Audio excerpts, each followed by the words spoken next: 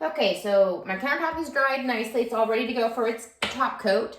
For the sealer, the top coat, you're gonna want to put it on at least 4 coats on it. This is a bathroom, and it's gonna get some wear and tear and some moisture and some water. That being said, your countertop or any painted surfaces will last as long as you want it to. So depending on how hard you are on your surfaces is how long it's gonna last. So if you treat it gently, you'll be good to go for quite some time. Before we do our top coat, we're gonna give it a light sand to knock off any bumps we might have. So we're gonna sand it. I've got a 400 grit sandpaper, and we're just gonna go across the surface and just lightly sand all that down, knock off any ridges that we might have. Do your back edges, do all this area. And then when you're done sanding that, you're gonna wanna wipe off all the dust. So again, we're gonna need to do 4 coats of the top coat.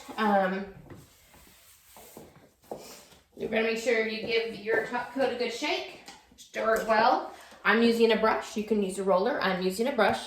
As always, when I use a brush, I go ahead and dampen my brush with water first so it's not dry. And then we're gonna go ahead and paint this puppy on.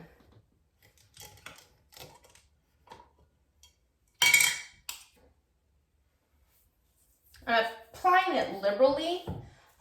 If you don't apply enough, that is when people start seeing a lot of brush marks in their polyurethane finish. It's because your brush is dragging across a not wet enough surface. I'm gonna get over my edges over here. And I'm kind of just brushing it on every which way. As you'll see, I'm kind of just doing these crisscross strokes. And the reason I'm doing that is because I want to make sure I get every surface. If I just go back and forth, I'm going to miss a spot. If I do this, I usually get all the edges I want to get, and then I can go back and smooth out my lines, and I'll show you what I mean. So,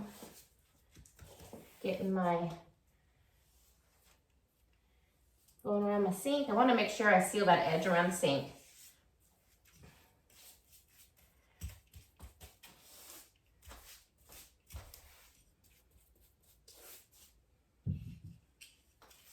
And don't forget your backsplash area, especially behind the faucet. I think that's really going to get the most wear and tear. That's where most of the water splashes.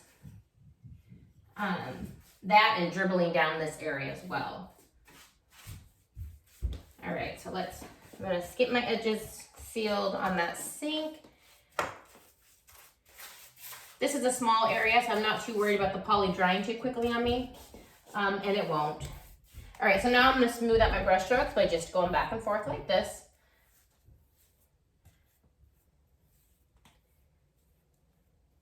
And then after I've done my 4 coats, and once my last coat is dry, you want to let it dry a few hours between coats.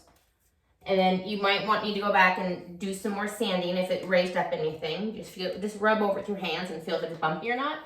And you always can do a 400 or 800 grit sandpaper again over your poly. And then once it's dry, we'll remove the tape.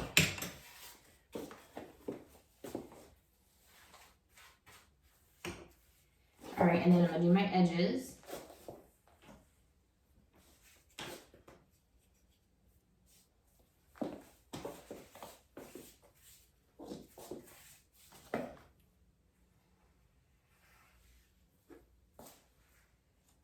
And don't forget this edge over here if you have one. All right. And then if you look at it at an angle, like that kind of, where the light hits it, you'll see if you've missed a spot or not, or if you've got wonky brush marks going on. You can roll it, but I mean, really, how are you gonna roll this area back here? It just seems too difficult, so I'm just going ahead and brushing it the whole thing. But whatever works best for you is what you need to do. All right, so that took all of 2 minutes. Like I said, I'm gonna let that dry and do 3 more coats over that. So, all right, thanks. All right, so here are the finished countertops, and it's about 6 months later since I first painted them. And you can see I have absolutely no wear on them yet, which is good. No chipping, no flaking, no wear at all. So, like I said, I did these about 6 months ago, and the countertop painting is still wearing very well. So I just wanted to show you the final look and the update on a few months of how they've worn. So thanks for watching this very, very long video, and I hope to see you again on next video. Bye.